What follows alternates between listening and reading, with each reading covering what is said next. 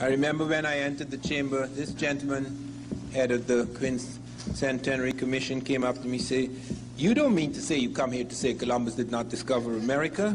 I said, "Yes." He said, "You must be mad." I said, "You look mad to me too." As a result of my presentation, Congress decided to delete the word discovery from official documents.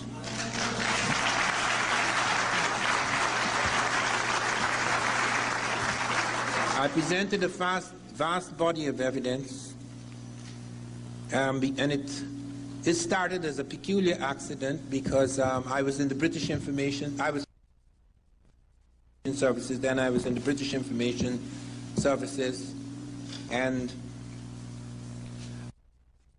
never intended to come to America. I'd heard such dark things about America, but I'd heard dark things about most countries.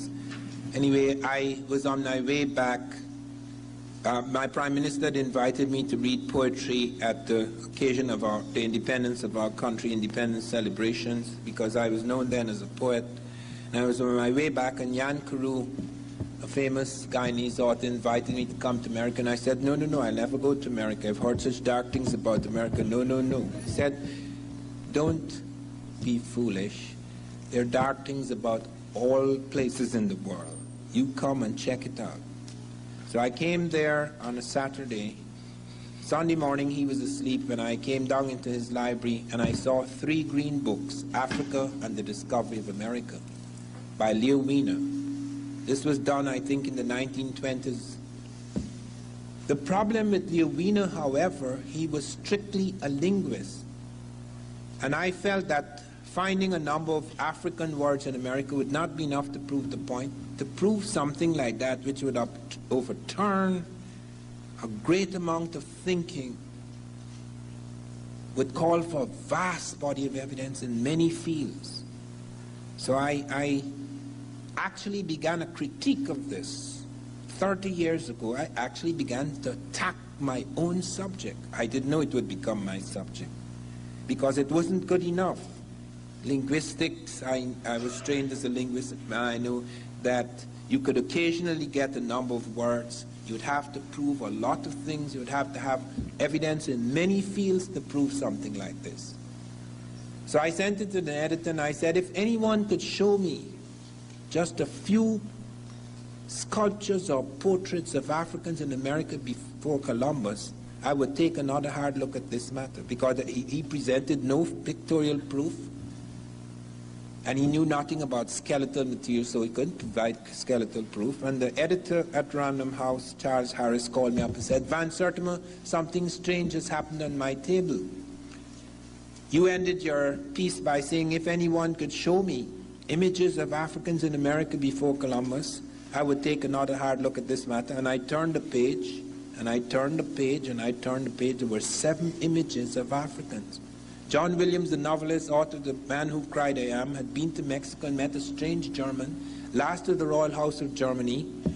Hitler had put him in charge of the German embassy in D.C., and something happened, and he was dismissed. I was later to find out why he was dismissed by Hitler, because Hitler sent around a circular saying that everyone in the diplomatic service has to sign a statement saying they're a pure Aryan. And von Wutenow wrote back. Now, he was a count, the last of the royal house in Germany. This was strange for von Wutenow, strange for anybody in that position. Wrote back to say, there is no such thing as a pure Aryan. All people have black blood. Oh, God, he had to flee after that, because Hitler would have gotten him. So I rushed off to Mexico to meet this strange man. And I went to his chateau. And he'd heard about me because I had written him first and told him what I had done. And we sat in that place, okay? We sat on his steps half the night arguing, because he couldn't, you have to show me a hell of a lot of evidence to convince me of something that everybody believes is true history.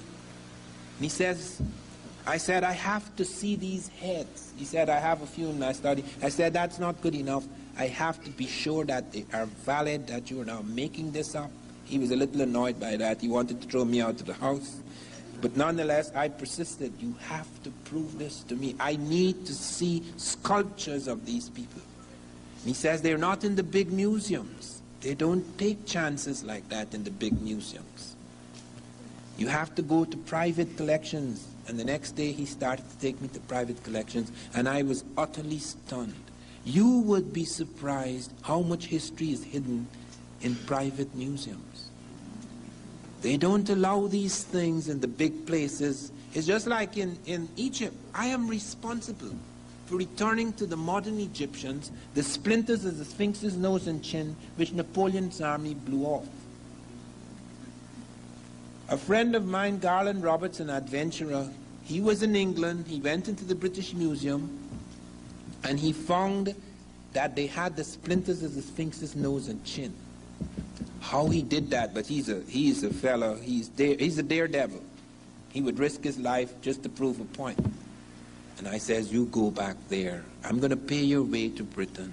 You go back and photograph the damn thing. Pretend you are a, messenger boy, whatever it is. Get a job there. Get the damn thing. And he brought back startling pictures. And I called Sheikh Anta Diop, the head of the radiocarbon laboratory in Dakar. He's dead now. He was the leading African scientist. And I got in touch with him and I told him what had happened. And I got in touch with Gamal Abdel Mokhtar, the Arab delegate at UNESCO. Sheikh Anta was at UNESCO too.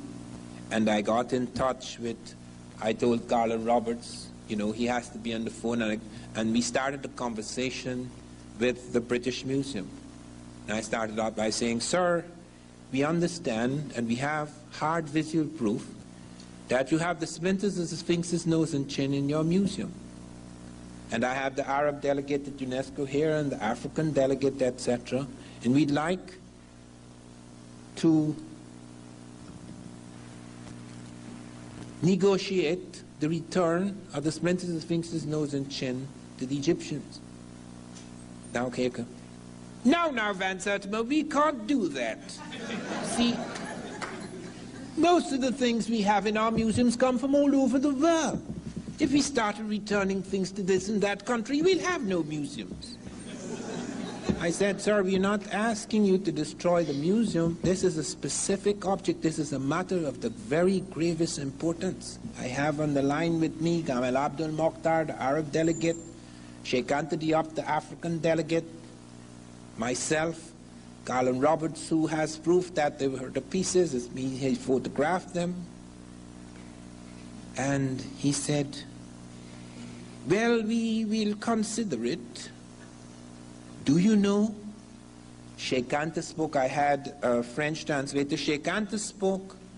I spoke. Garland Roberts spoke. Do you know the Arab delegate? We're returning it to the bloody Arabs, He never said a bloody word. Because the Arabs are not Egyptian. Don't make any mistake about that. It's just like we are in this room here. This is America. It would be hard to find a Native American in this room. The world has changed dramatically. There have been half a dozen invasions of Egypt, the Persians, the Greeks, the Syrians, the Persians, the Greeks, the Romans, the Arabs. That is not Egypt. Egypt is no longer Egyptian. They have not a damn thing to do with the building of the pyramids. We now have hard proof, very hard proof, that Egypt was African when the pyramids were built. There is no question about it. This is not guesswork.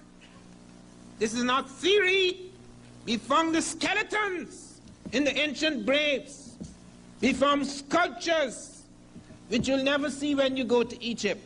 They don't put those things on display.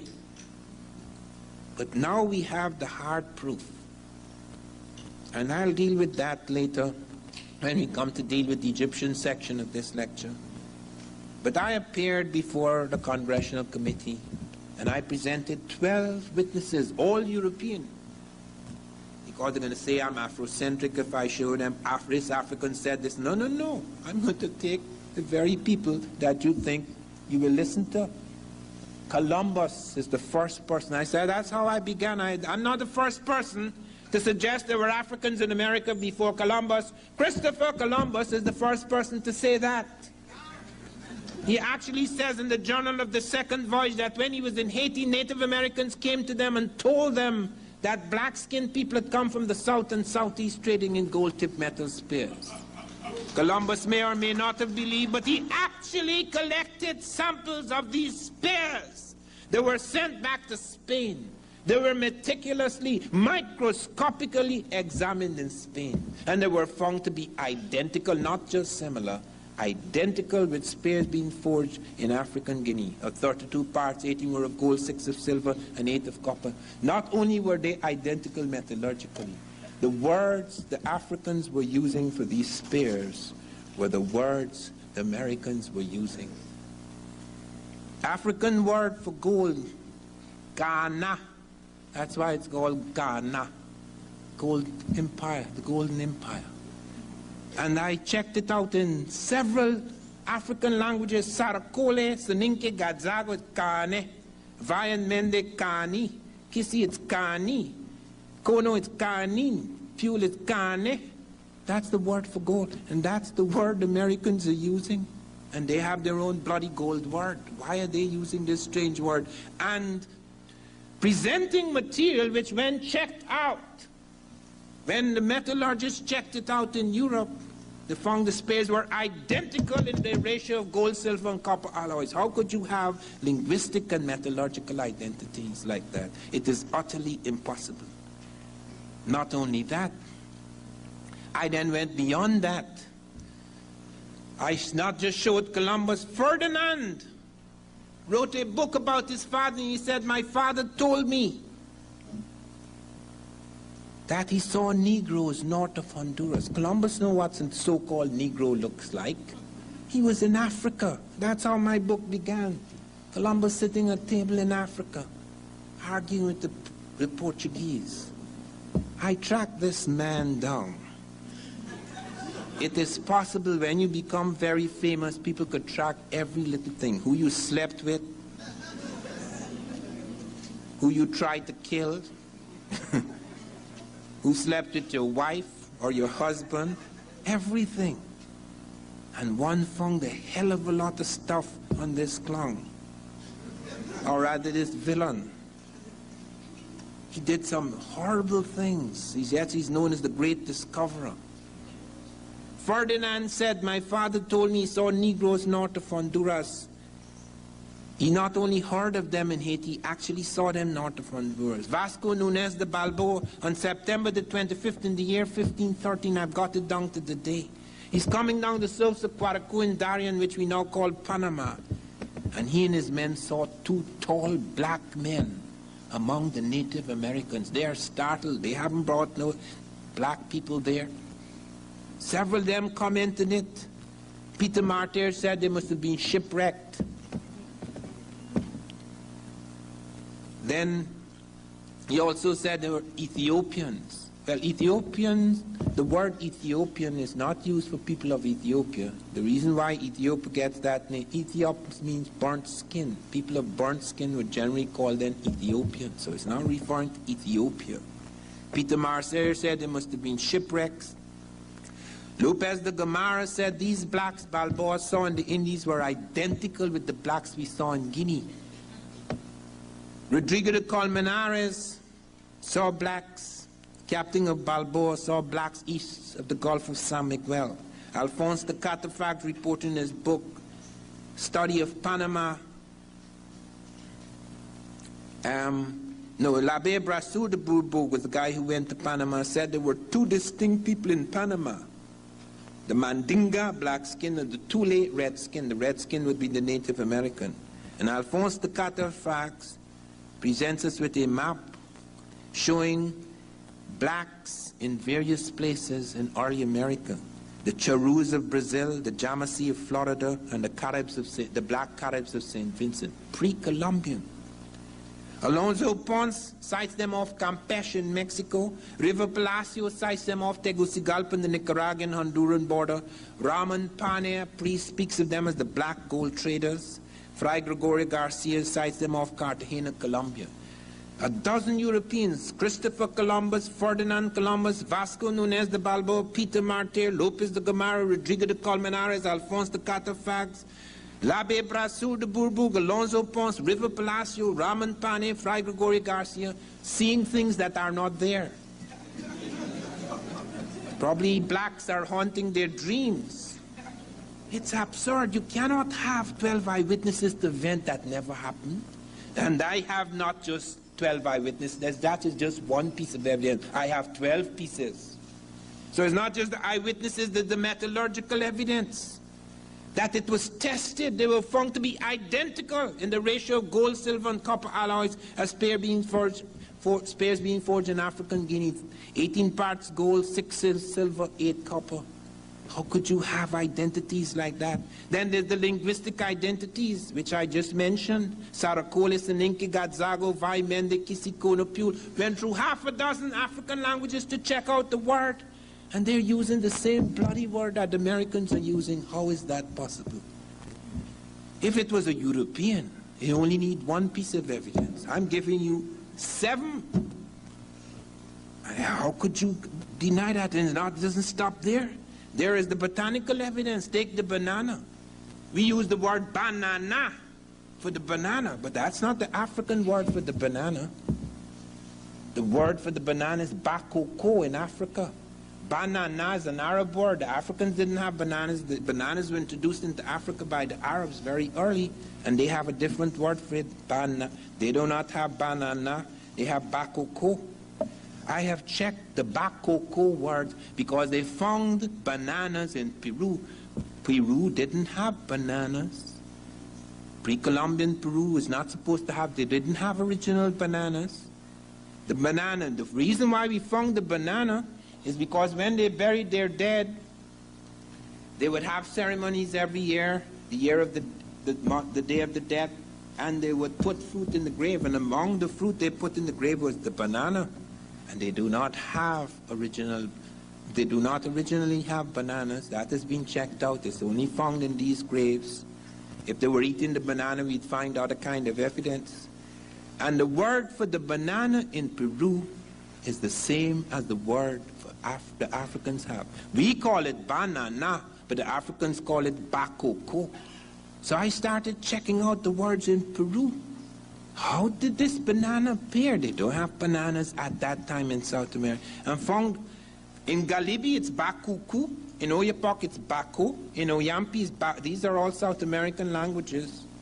In Oyampi it's bako me, and Tupi is bako ba, because and are interchangeable plosives. In Apiacus it's bakowa, in Puri it's baho. So you have bakoko, bakuku, bako, bako me, bako ba, baho. Can't happen unless you have a connection, a very early connection. And then comes the oceanographic evidence, because most people say, here is Africa and here is America. How could the Africans cross? They only have canoes that Tarzan can turn over in the movies. But that's another myth again. First of all, there are 2 things here that they did not take into account. I lived on a river. My father was superintendent of road and river transport over an area that was as large as Scotland and Wales. I grew up in the river. And my mother and father were divorced. That was the first divorce in our country, recorded divorce in our country. They later remarried. That was the first recorded remarriage in our country. I wouldn't advise you to do it. It doesn't work. But anyway, they did it in order to save the children, and I am grateful to them, but they suffered. But anyway, to come back, you have this knowledge. I had this knowledge of currents because I used to swim 3.5 miles across the water to the air base. That was a big thing to show how you are. You know, boys are like that. They're always playing the ass, trying to prove they're strong. Several of us drowned. So you could see what I mean by playing the fool. Anyway, I used to swim across the river, so I was extremely strong. And I knew about currents, because most people think the river is just like that. No, the river is alive. In certain parts of the falls in Guyana, the water is running as fast as a motor car. You don't have to have an engine. You have to know how to steer. Or it hits you against the rock and you're blown to pieces. The water moves as fast as a motor car. And in those waters, they do not move as fast as a motor car, the great rivers, but they move with force and take you places. And we have discovered 3 currents of Africa that take you automatically to America. There's one of the Cape Verde, one of the Senegambia coast, one of the southern coast of Africa. Once you are caught in those currents, you have to come to America unless the fish get you first. Whether you have an engine or not, the water is the engine. It's very powerful. And it's exactly where those currents end that we find the African presence. It goes to Mexico. It goes into other parts of America. It goes to Brazil. They've recently found, listen to this, look at the lies involved here. They recently found an African Negro woman. I say Negro because not all blacks are Negro. The African has 6 faces. For example, if you're in a dry African climate, you have a narrow nose. If you're in a wet or moist African climate, you have a broad nose. Most people don't know that. They don't know they have 6 types of African. There's the Nilotic type. They're all black. But they have the Nilotic type, the so-called true Negro type, all sorts of types they have. And I have in my new book the faces of the various types. And all of these types appear. But what is most extraordinary is the evidence we have of their ships. They had the ships. Thor Heyerdahl became world famous because he got the Baduma people on Lake Chad to build a boat that the Africans built before Christ. Thor Heyerdahl used the boat the Africans built before Christ. They showed him the model. They built the boat. He financed it. A boat they were using before Christ, and it crossed the Atlantic successfully. Heyerdahl told me, Van Sertima, we did not even have to fish. The fish jumped on board. Because in those currents are millions of fish. Millions. And it wasn't just Heyerdahl. Alain Bombard also tested African boats. And they made it in less time than Vespucci. You have several, if you study the work I have done in the new book, Early America Revisited, you see these guys made it in less time than the European boats because of their knowledge of the currents. And they're not only currents off the Cape Verde, off the Senegambia coast, off the southern coast of Africa that take you to America. They're currents that spin you back towards Africa. We have an evidence of a boat, American boat, Native Americans landing in Africa 62 BC. There were 7 in the boat because it was an accident. They were taken to because the currents that not only take you there and pull you back. We don't have any evidence of Europeans doing that. We have it in Native American 62 BC. That is in my book, They Came Before Columbus. And apart from this oceanographic evidence, there's the navigational evidence. That's the boats. The Africans had the boats. The Africans built the boat for Heyerdahl. Heyerdahl became world famous about how he crossed the Atlantic. He didn't build the boat. It was Africans who built the boat for him, a boat they had used before Christ, the Baduma people on Lake Chad. It's in my new book, Early America. You'll see the boat. The Africans built it. They could easily have crossed. And when you cross, the current actually takes you into the Caribbean, to Brazil, or parts of South America, to Mexico, etc. Recently, listen to this. Look at the cheating going on. Look at the profound dishonesty of scientists. They found a Negro woman in Brazil, where the currents come from Africa. The Caribbean, Brazil, etc. They found a Negro woman in Brazil, 12,500 years old. That is even before the Native Americans. Now, Negroes always came from Africa, but it was so embarrassing that they suggested, yes, it's a Negro, but it came from Asia. Now, this is Brazil, you know. Brazil is on the Atlantic coast. To come from Asia, you have to get a boat that's going to take you all the way to South America, and then you have no car. Currents may take you, help you to get to South America, but then you have to walk to Brazil. Then you get the tip, you have to walk all the way to Brazil to drop your skull. And the New York Times ran the story like that, you know, thinking, and they even changed the name. When they found this Negroid woman, they call her Louisa, because the first human we found on earth is Lucy, an African. So they call her Louisa. But when it got to the New York Times, they call her Valherbe or Malherbe or something like that. And she comes from Asia. Niggers don't come from Africa anymore. They come from Asia. You find them in the wrong time, in the wrong place. Jesus Christ, I mean, how far can you take this nonsense? It is absurd. And you find also skeletal evidence. Listen to this, because I have to be very careful here. I was in 2 intelligence services in the world, the Guyana Intelligence Service and the British Intelligence Service, and you're not supposed to tell secrets. So I have to say this in a way that shows that I don't know nothing. Okay. They found 2 African skeletons in the United States Virgin Islands at Hull Bay, St. Thomas. These skeletons were found in a strata or layer of earth which is datable 1250 AD, 2.5 centuries before Columbus. But they could not date the bones. Something strange had entered the bones of these skeletons.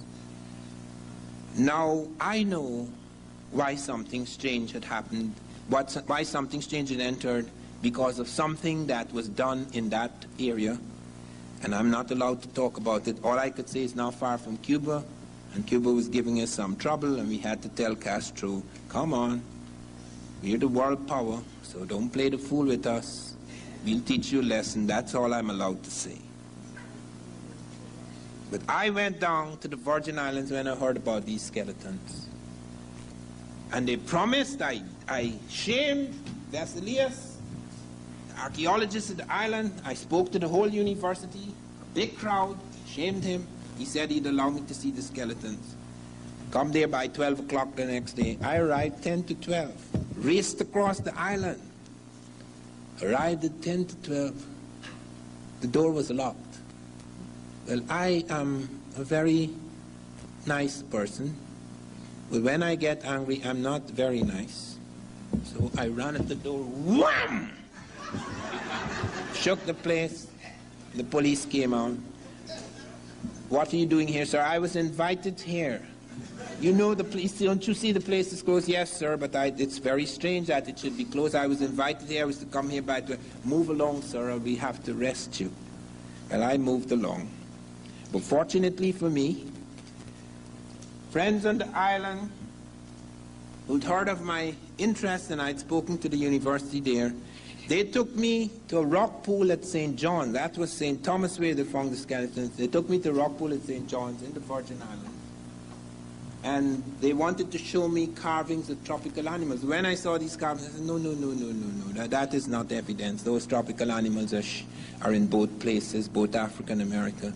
But as I was preparing to leave, the light of the sun shone on the rock, just above the rock pool. And I looked down and I saw a strange formation, dots and crescents. And I said, nature cannot do that. Nature cannot do that. It's because it will wash against the rock and it may cause a kind of cleavage in the rock, but it can't make perfect curves and dots and curves. It cannot do that. So I went down there and I cleaned the rock and I photographed it. I sent it to various parts of the world. I sent it to Africa, so someone in Africa, in Ghana, said it's the Guyaname sign, and I said, send me evidence of the Guyaname sign, and he sent it to me, and I said, no, don't waste my time, man. That doesn't look anything like the Guyaname sign. But I kept taking it wrong, and eventually Dr. Barry Fell of Harvard, he's dead now, he'd written America BC. The New York Times ran 3 pages attacking me and Fell. I brought out, they came before Columbus. Barry Fell brought out America BC. He was dealing with other kinds of contacts. I was dealing with African contact. And New York Times ran 3 pages attacking me and Fell. They wouldn't even allow anybody in America. But fortunately for me, Dr. Clarence Vine, the oldest of American archaeologists, who'd been on the place where they found the stone heads with African faces, he wrote a marvelous essay on me. Because he was the oldest American archaeologist, they couldn't kick out his essay. So he said, I am absolutely convinced of the soundness of Van Sertima's conclusions. So in spite of all that, it came through. But look now, the skeletons, we cannot move on. Because recently we have another clown who's entered the Virgin Islands, and he's saying now that even though they're in strata 1250 AD, these skeletons could not be, could not be Africans because they have, could not be proper Africans because they have something teeth, they have some problem with the teeth. And Africans cannot have that problem because they are some sort of nonsense, but they don't eat certain things, so that they, the most absurd, I find it difficult to remember it because it is so absurd, I do not know how long I could keep it in my golden brain. These people are awesome. Look, what incredible evidence. If I did not find that script which was translated, plunge in to cleanse yourself, this is water for ritual ablution before prayer, because Barry Fell says, it's Libyan, so I sent it to the Libyan Department of Antiquities, and they came up with the translation. Plunge in to cleanse yourself, this is water for ritual ablution before prayer. And then comes a map. It's in my new book, a map of Brazil that shows independent black settlements in Brazil, pre-Columbian. And then comes the oral evidence in Mali. They speak of a king, Abu Bakr II, who wanted to cross the ocean because he felt there was land beyond. And he appears, the Mexicans report this strange black man in white robes appearing. And it is also reported by the Arabs because Mansa Musa went to Cairo. He's a Muslim, and he went to Cairo. When he was in Cairo, he talked about, they asked him, what happened to your brother? And he told him that he wanted to cross the ocean and he never came back. And it's recorded by the Arabs in Al-Kalkashandi and the Masalik al-Absar, Fir Mamalik al-Amsar, so that's the documented evidence. Then there's the iconographic evidence. So I've presented 12 pieces of evidence: eyewitness accounts, metallurgical evidence, linguistic evidence, botanical evidence, oceanographic evidence, navigational evidence, skeletal evidence, epigraphic evidence, the script, cartographic evidence, a map, oral evidence of the Mali griers, documented evidence, the Arabs, Al-Kakashani, the Masalik al-Absar, Fi Mamalik al-Amsar, and the iconographic evidence. That is, you look at my book and you're going to see sculptures of Africans. There's everything. The texture of the hair, the shape of the faces, lips, noses, everything. And one of the things they found, and I'm not going to talk about it at this point in the lecture, later, they found something that is so astonishing that they are utterly embarrassed, and that was found after. But here is the 1310, 1311 journeys where I present 12 pieces of evidence. I did not know of an even earlier visit because that is what I presented to Congress, and they decided to delete the word discovery. So let me make it quite clear. Truth, trust that the ground will rise again.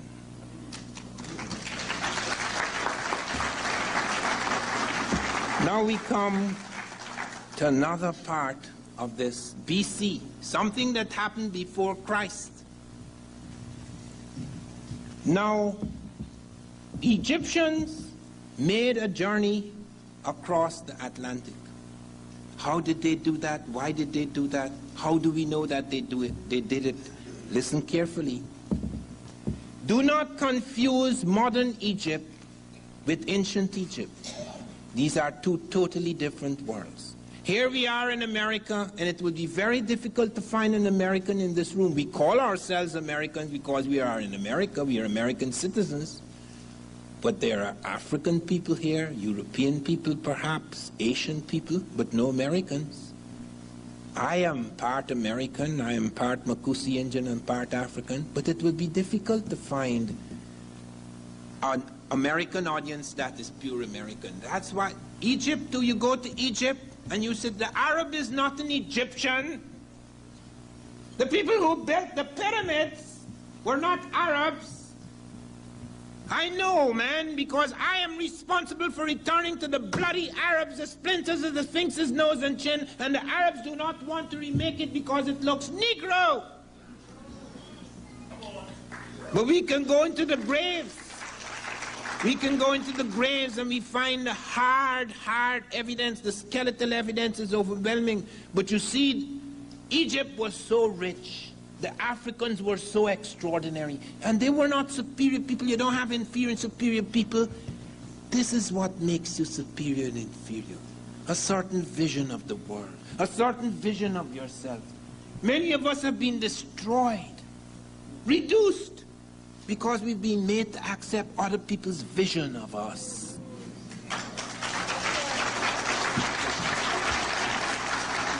You look at Hitler. Hitler was a bloody lunatic. We threw him in prison in his early 20s. Hitler was walking about the prison like this. Guards bowed to him. That was an awesome person, boy. I mean, he was evil, but he was awesome. Napoleon, too. Napoleon wasn't even a Frenchman. Most people don't know that. I am destined to glorify a people I hate. Could you imagine that as Napoleon? I read his diaries. I am destined to glorify a people I hate. And then the one thing I regret most in my life, this is Napoleon. The one thing I regret most in my life is that I did not make Toussaint. I did not make the black Toussaint governor of Haiti. I blame it on my black wife. Do you know Napoleon was married to a mulatto from the West Indies, which we would call black hair? But do you know, she was the prejudiced one, not Napoleon. Napoleon wanted to make Toussaint governor of Haiti. His wife said, no, why would you give up territory to nigger? It's as crude as that. So bear in mind, here I am responsible. I financed a telephone link-up between Gamal Abdel Mokhtar, the Arab delegate at UNESCO, Sheikh Anthony Diop, the African delegate at UNESCO, myself, the representative of the British Museum, Garland Roberts, who found the pieces, and another gentleman who did translations from the French. And the British began, no, Van Sertima, we can't do that. Because if we start returning this item and that item to this and that museum, we'll have no museum. I said, sir, we're not asking you to return everything from your museums. We're well aware of the things that have been taken from other museums and other places. This is a very specific thing. It is of no value to you. You can't show it. What is the point? You can't show the splinters of the nose. Nobody's interested in splinters. Put the nose back on. But the Arabs do. The Mokhtar, the Arab delegate, never said a bloody word. Boy, he don't want no nigger nose interfering with the tourist trade in Egypt. It's as crude as that. Look why Egypt is no longer Egyptian. Those are not the people who built the pyramids. The Syrians attacked in 654 BC. The Persians attacked in 550 BC. The Greeks attacked in 320 BC. The Romans attacked just before and after Christ. The Arabs attacked 638 to 640 AD. That is why Egypt is no longer Egyptian. They have nothing to do with the building of the pyramids.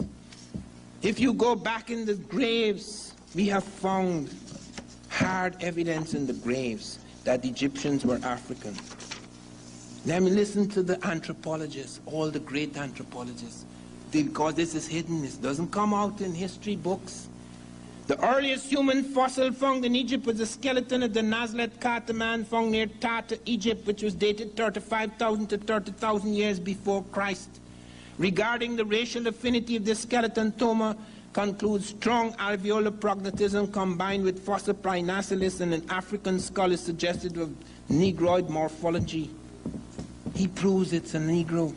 Then comes Wendorf, 1982. Wendorf discovered the skeleton at Wadi Kubaniya, located 10 to 15 kilometers north of Aswan in Egypt. This skeleton dated approximately 20,000 years before Christ. The wide nasal aperture, lower nasal margin morphology, presence of the sulcus prinacilis, wide interorbital distance and alveolar prognatism demonstrate affinities with broad African variants. All of the great anthropologists, archaeologists, Thoma, Fehrenbach, Wendorf, Stewart, Green, Armilagus, Wrightmore, Crawford, all of them prove that those early Egyptians in the Pyramid Age were African. That's the reason why Mokhtar, the Arab delegate, doesn't want a Negro nose on the Sphinx, because they don't want to relate back. But the Germans sent me, I have it in my new book, you see a beautiful color photograph showing you what the world was 1,200 years before Christ. The black is on top of the world. He is in charge of Egypt. There's no question about it. And they built the pyramids. The Japanese came to my friend Sheikh Anta Diop, seeking advice on building a pyramid. And Sheikh Anta Diop said, do not use bronze tools. And the Japanese said, how could you say that? The last stage of the Egyptian was the Bronze Age. And he says the last age is not the best age. You cannot. The Japanese would not listen. They went there. They made such a mess. They had to throw them out. Bronze tools, the tools broke. They had to use air jack hammers in order to cut the stone, and they could not cut it, the stone the ancient blacks in Egypt did. Let me tell you, this is scientists reporting with amazement at how these Africans cut stone. The mean variation of the cutting of the stone from a straight line and from a true square is but 0.01 inch in a length of 75 inches up the face, an amount of accuracy equal to most modern opticians' straight edges of such a length. In other words, we only cut eyeglasses like that. These joints, with an area of some 35 square feet each, were not only worked as finely as this, but were cemented throughout, though the stones were brought as close as 1/500th of an inch, or in fact into contact, and the mean opening of the joint was 1/50th of an inch, yet the builders managed to fill the joint with cement, despite the great area of it, and the weight of the stone to be moved some 16 tons. To merely place such stones in exact contact at the sides would be careful work, but to do so with cement in the joints is almost impossible. This is Flinders Petrie, our Inheritance of the Great Pyramid, London, 1874. Thus the builders of these great monoliths quarried and cut stone within 1/1000th of an inch of mathematical perfection, and raised the man-made mounting as meticulously as we cut gems. There are approximately 2,300,000 blocks of stone which comprise the Great Pyramid. These individual blocks weigh from 2.5 tons to 70 tons, as much as a railroad locomotive. Originally covered an area of 13.1 acres. The Great Pyramid, listen to this as I close on this part. The Great Pyramid contains more stone than all the churches, chapels, and cathedrals built in England since the time of Christ. If all the stone in this pyramid were sawed into blocks 1 foot on an edge, and these were laid end to end, they would stretch 2/3 of the way around the globe at the equator. The Great Pyramid contains enough stone to construct 30 Empire State Buildings.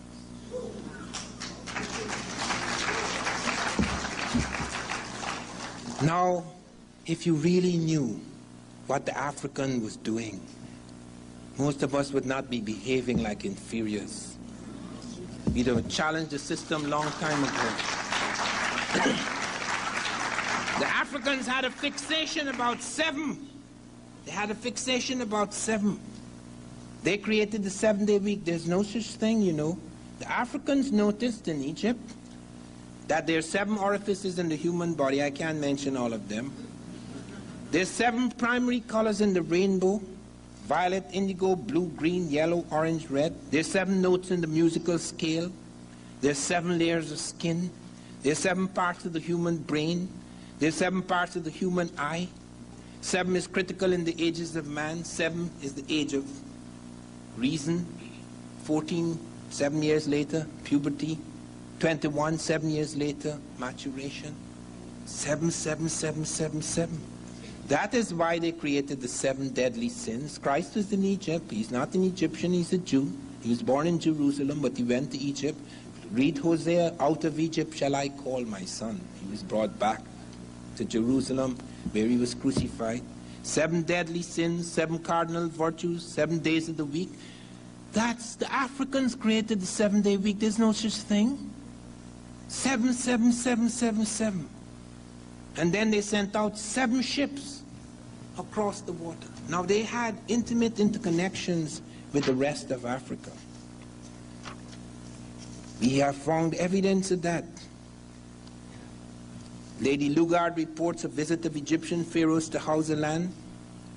We have found, and here is where Diop was very helpful to me. Diop and Obenga. Obenga, 2 weeks ago, introduced me to an audience in California. Obenga is the most remarkable African scholar in the world at the moment. Sheikh Anta Diop was before, but he died.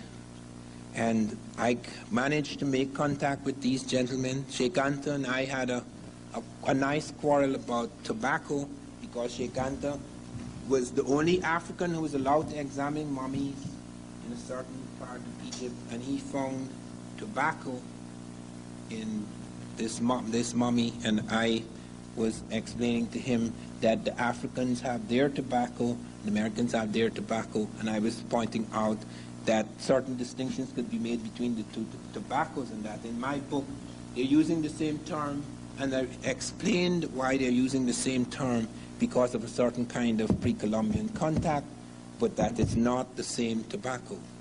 Well, Diop surrendered, and that he was a most remarkable man. I want to dedicate this lecture to him, because he had the most profound impact on so many of us.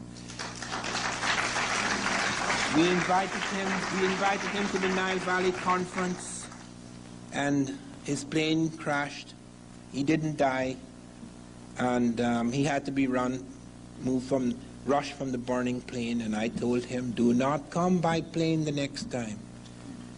You are to go and visit your wife in France, and then you're to do overland, and then you're to take another kind of ship, but do not let it be known where you're moving. Okay, we are not to talk on the telephone. We had to be very careful about that. Diop came to Atlanta. That was a marvelous occasion. He was the most remarkable man I have ever met. And we had these marvelous conversations, etc. But I knew he would die soon, because like John Clark, I noticed it with him too. They do not pay attention to what they're eating.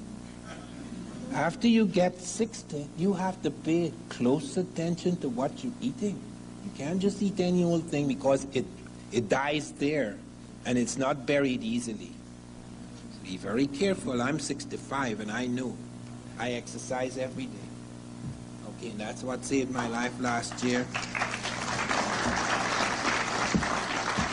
I was rushed to hospital last year, and these crooks in the hospital, they want to make money because they know Rutgers pays most of the bill, so they want to make money.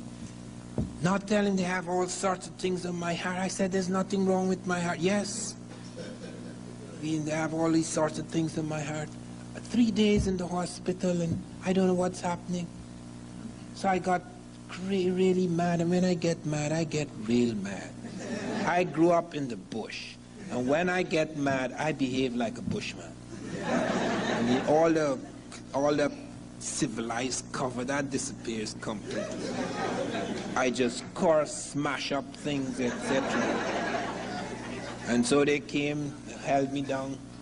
I said, I want to leave right now. They said, but you can't leave, you know, you're very ill. Something wrong with your heart. I said, there's nothing wrong with my heart. He said, well, if you leave now, you have to pay the bill. I said, well, I've only been here 3 days. Yes, but your bill is $5,500. I say, well, I'll stay.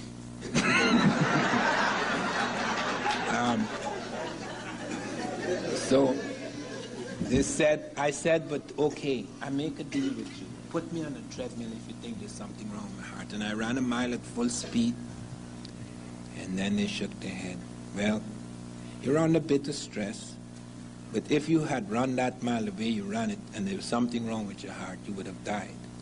I said, thank you very much for being so truthful at last. But to come back, the incredible things that we're finding now, we found in America, that the Egyptians made a trip to America. They sent out 7 ships. We found it in a tomb in Egypt, where these ships, 7 ships are heading towards the west. 7 was everything to them. So they sent out 7 ships. And we have it in this painting among the Ramesses around 1200 BC, these 7 ships heading towards the west. And we find intimate interconnections between the Egyptians and the rest of the Africans, because people could say, okay, Egypt is separate. Today it is, because the Egyptians are no longer Egyptians, just like the Americans are no longer Americans. You come into this room, it would be hard to find a Native American. You go to Egypt, and it's hard to find an Egyptian. So be very careful about the past and the present. These worlds have changed dramatically. And so we have lots of evidence of their links to the rest of Africa. Sheikh Anta Diop and Theophile Benga presented, and it's in my new book, more than 100 words in Wolof, a West African language, the language of Sheikh Anta Diop, more than 100 words which are identical in all their forms. That is utterly impossible.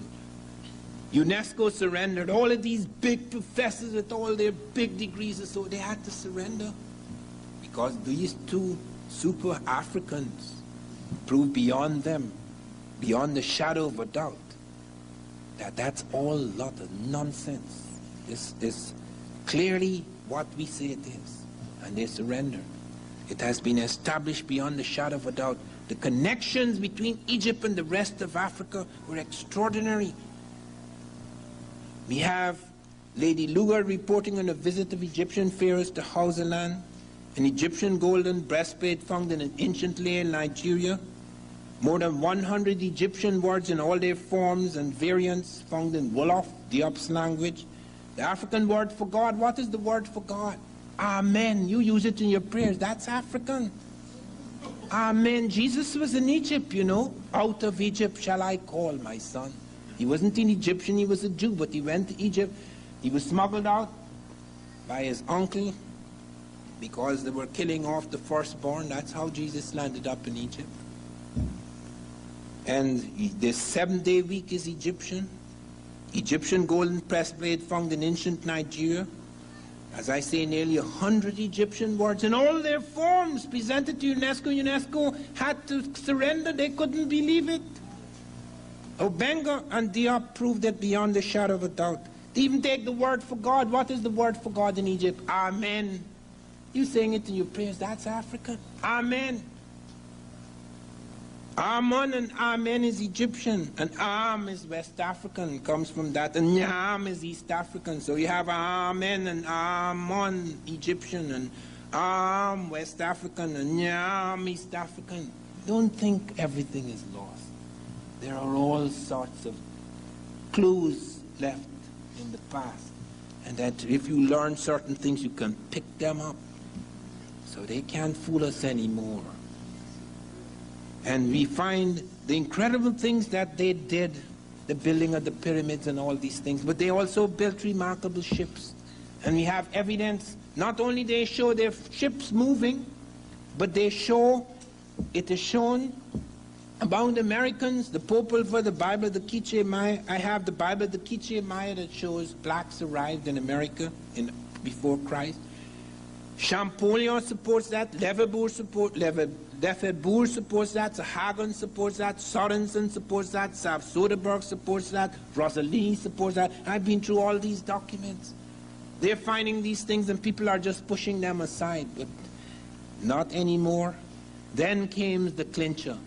I was invited to, before the Columbus celebration, I was invited to the Smithsonian, the leading scientific institution in this country, hoping to wipe me out before 1992. And my opponent surrendered. Showed them the 7 braids that you can't argue with. No sculpture in America has 7 braids. 7 is everything to the African Egyptian. He created the 7-day week because he finds there's 7 parts to the human brain, 7 parts to the human eye, 7 notes in the musical scale, 7 primary colors in the rainbow, 7 orifices in the human body, 7 layers of skin. You can't argue with that. So he invented the 7-day week.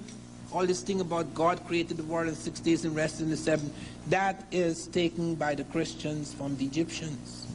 Jesus was in Egypt. Even the word Christ, he's not Jesus Christ, he's Jesus the Christ.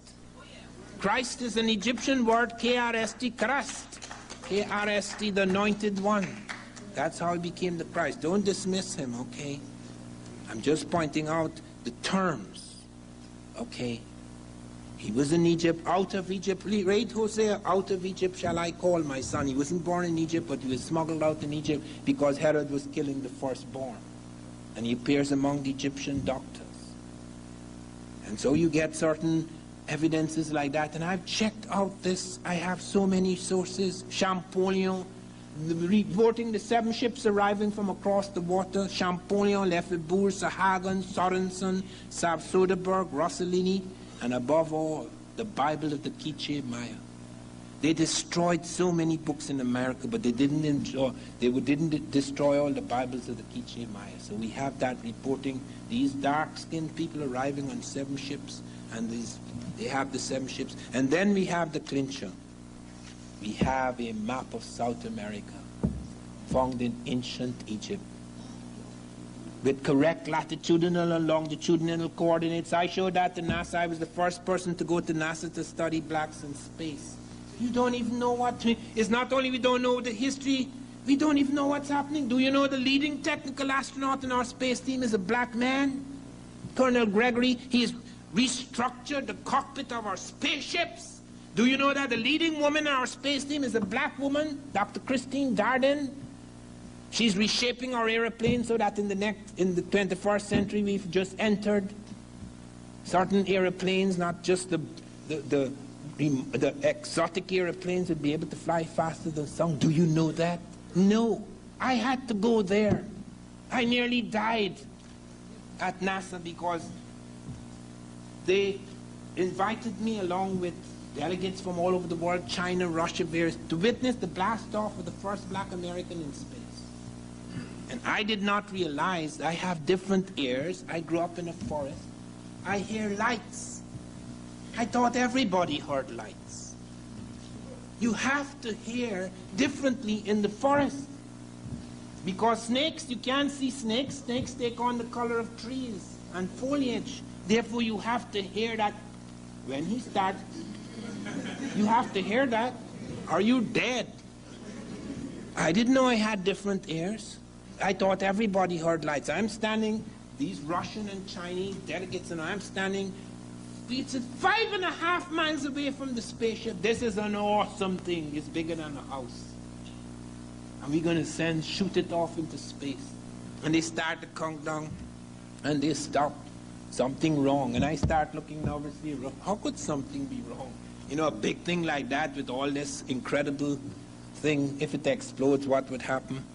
Then they start the countdown again. The 3rd time they start the countdown, you had this tremendous noise, and I fell over because my ears, blood came out of my ears. Because I hear differently from urban people. I grew up in the jungle. I hear different. So that really startled the hell out of me. I never went back to NASA after that. But I'd learned enough about it. It's in a book, Blacks in Science, Ancient and Modern. You see me with the leading technical astronaut, etc. And you would be amazed what blacks are doing in this country, totally unknown. Bell Labs employs more than 1,000 black scientists. They created the transoceanic cable. They were major in that development. They're reshaping our airplanes. They remade the cockpit of the space shuttle. You never hear about that. If a black commits a crime, yeah, that's news. But when he does something extraordinary, oh my God, no, there's something mistaken here. It's like the New York Times calling the black Val Harvey, so nobody would think it's a black. Now they're saying this Negro they found in Brazil came from Asia. Could you imagine that?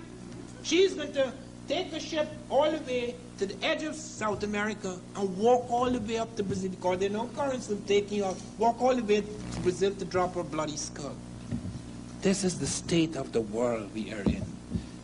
But let me show you the slides now, because you have to see some of these things to believe them. So if we could shift to the slides. But then one more thing I must say, just one more thing, very important. They have found a map of South America in ancient Egypt.